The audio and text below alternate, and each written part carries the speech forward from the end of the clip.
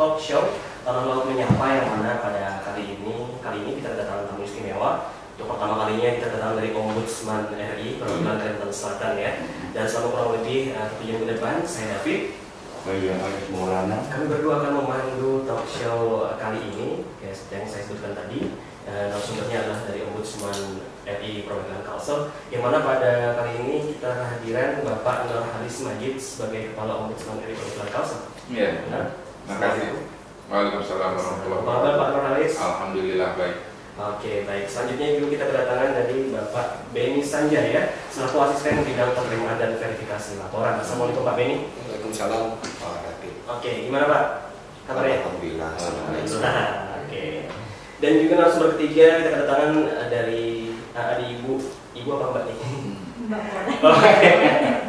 Mbak Desi Arista Prapita Sari sebagai asisten bidang penerimaan dan verifikasi laporan Ombudsman RI. Assalamualaikum Mbak Desi. Waalaikumsalam. Oke, ini suaranya pasti sehat nih. Dan pasti lagi manisanya. Oke, benar. Iya. Baik, tentunya ya kayak kita akan langsung saja, silakan. Untuk menyampaikan beberapa hal berkaitan dengan tugas-tugas atau tupoksi Ombudsman ini, Pak. Karena ini pertama ya, Pak Ibu sekalian. Terima kasih Tutung Pandang Tanah Laut ya. Kami sudah difasilitasi karena memang belum banyak orang yang tahu soal Ombudsman ini. Mungkin juga di Tanah Laut, dan itu ditandai dengan jumlah laporan yang tidak terlalu tinggi kalau dibandingkan dengan Banjarmasin, Banjarbaru, Martapura, itu laporan cukup tinggi. Atau bisa jadi orang tidak tahu dengan Ombudsman sehingga kemana harus lapor, sehingga orang tidak bisa menyampaikan laporan-laporan itu. Jadi secara singkat, Ombudsman ini adalah lembaga negara yang punya wewenang tugas untuk menerima laporan-laporan masyarakat menyangkut pelayanan publik. Apa itu pelayanan publik? Pelayanan publik itu luas sekali, adalah pelayanan yang diberikan oleh pemerintah, baik BUMN maupun BUMD atau swasta yang mendapat mandat dari pemerintah untuk menyelenggarakan pelayanan. Jadi mulai dari PDAM, air bersih, listrik, Dukcapil, sertifikat tanah. Jadi ada 3 bagian pelayanan publik itu. Satu pelayanan administratif, kita mulai dari lahir sampai meninggal perlu surat menyurat menyangkut administratif ya, dokumen-dokumen. Ya, ada pelayanan jasa, ya, pendidikan, kesehatan, itu bagian dari pelayanan jasa. Dan ada pelayanan barang, bangunan, jalan, itu pelayanan barang ya. Jadi pada dasarnya seluruh yang diselenggarakan oleh pemerintah itu adalah pelayanan publik. Maka tugas pemerintah memberikan pelayanan itu adalah tugas yang sangat pokok, yang apabila tugas itu tidak dijalankan, orang bisa komplain, tidak mendapat pelayanan semestinya. Nah, komplain yang tepat itu adalah melalui Ombudsman.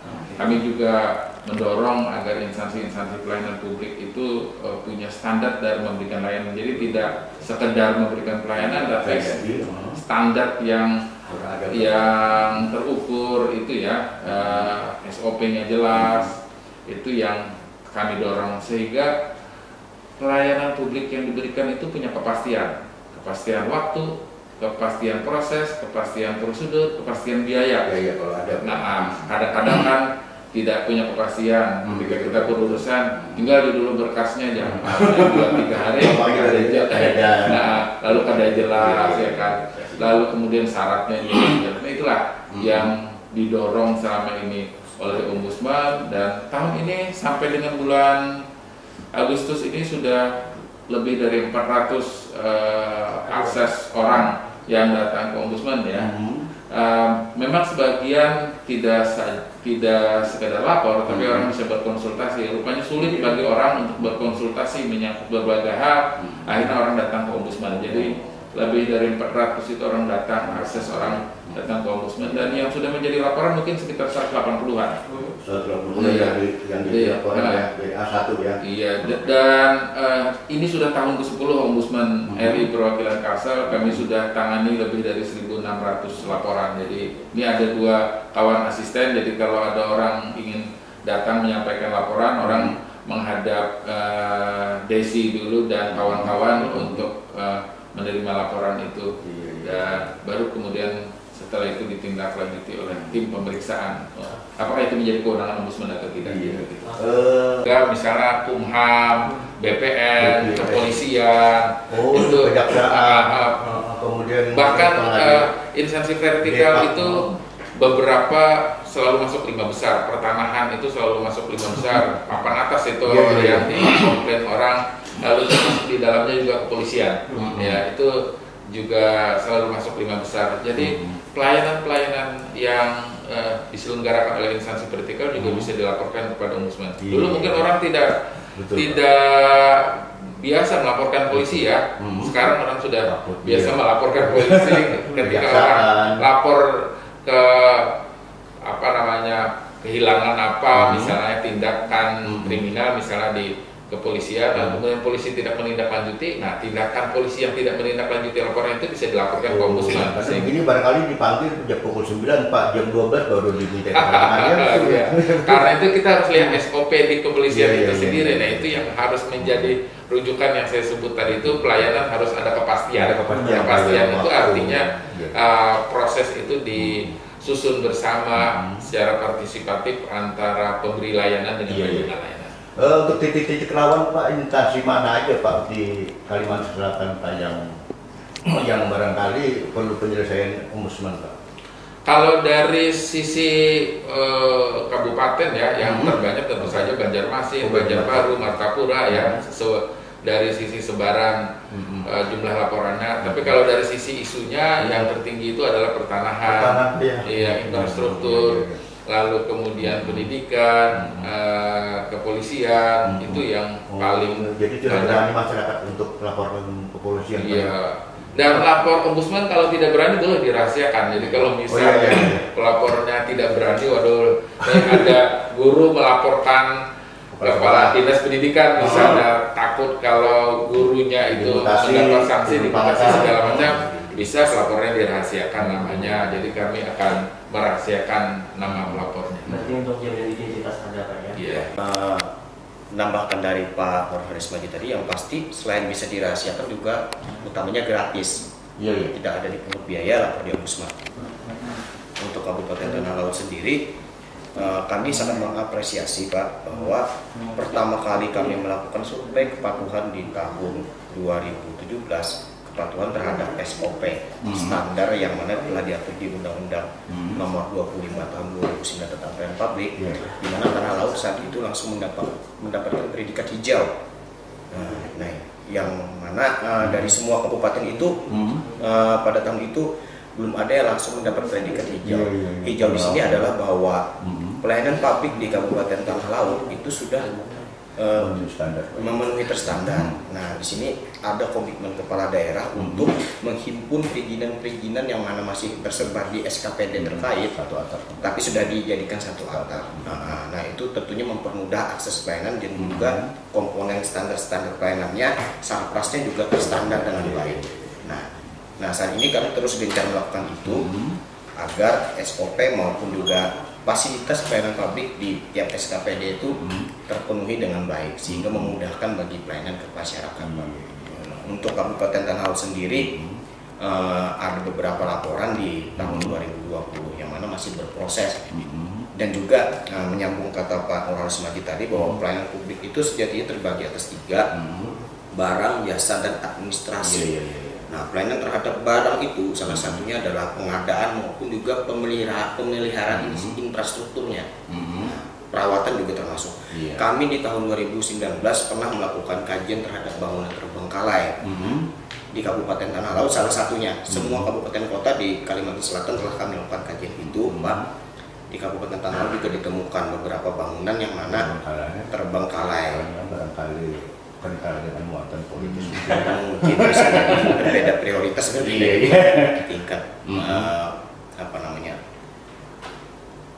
pemakaiannya itu tadi. Nah, tapi yang kami tuntut di sini adalah Pemda untuk bisa memanfaatkan fasilitas yang tadi, karena menggunakan dana APBD maupun APBN. Benar. Jadi clue-nya adalah ombudsman ini mengawasi pelayanan publik yang dilaksanakan oleh pemerintah, termasuk juga BUMN atau BUMD, yang mana dalam pelaksanaannya itu dia menggunakan dana APBD ataupun APBN. Penerimaan pemerintahan daerah, penerimaan daerah tuh ya. Benar. Ini Pak David, kita ini kan menerima laporan masyarakat, bisa itu dia datang langsung atau misalnya dia mau telepon atau dia beremail atau bersurat. Nah, kebanyakan di ombudsman itu misalnya nih kayak sekarang kan situasinya pandemi. Nah, itu kan kita mensarankan untuk via daring ya. Nah, tetapi juga ada juga yang masyarakat tuh yang pengen langsung ketemu sama petugas kita dari ombudsman.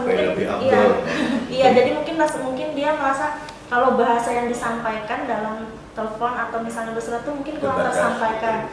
Iya, tapi kami juga tetap mengedukasi bahwa kalau itu laporannya tidak bersifat misalnya hajat hidup orang banyak atau misalnya ada keselamatan ancaman, itu kami lebih mensarankan secara daring.